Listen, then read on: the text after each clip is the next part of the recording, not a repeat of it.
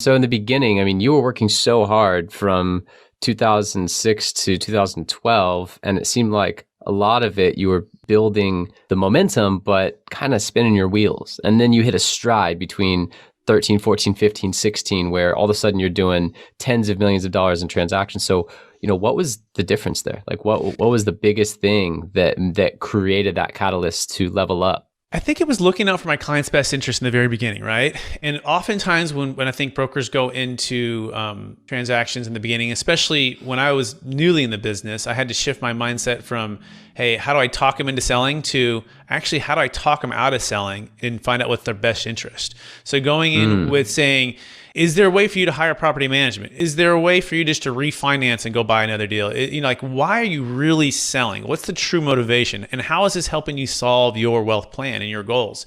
And when you take that approach of like, hey, I want to approach this like I was your son, like, Mr. and Mrs. Smith, if I was your son and I'm trying, and you're thinking about selling, I want to approach it like it's a family deal. And so by doing that in the beginning and having good mentors model that for me, right?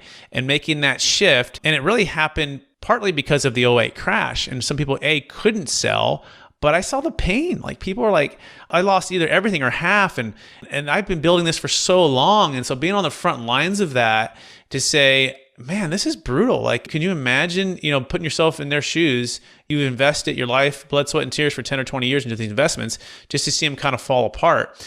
So I think what happened was those clients appreciated that. And then so when the market came back, they started calling me again. I mean, I'd still call them too, right? And they say, hey, you were looking out for me. You helped me negotiate with the banks. You helped me negotiate with the tax authorities to lower my property taxes. You helped me hit creative ways to get concessions or tenants with my management. And you helped me with these things. In other words, I added value. I wasn't just trying to sell their real estate, right? I developed a relationship. And the same thing we're doing with the Deferred Sales Trust. We're saying, what are you trying to achieve?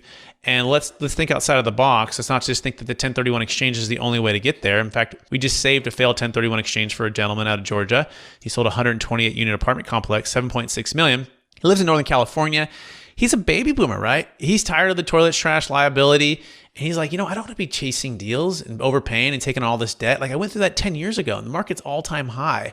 And so his goal was to get a legacy play. Not only did he want to sell, spend more time with his grandkids. He wanted to build a project in Montana. It's a corporate leadership retreat where people from all over the U.S. can come and get leadership training about giving back more than just making a bunch of money.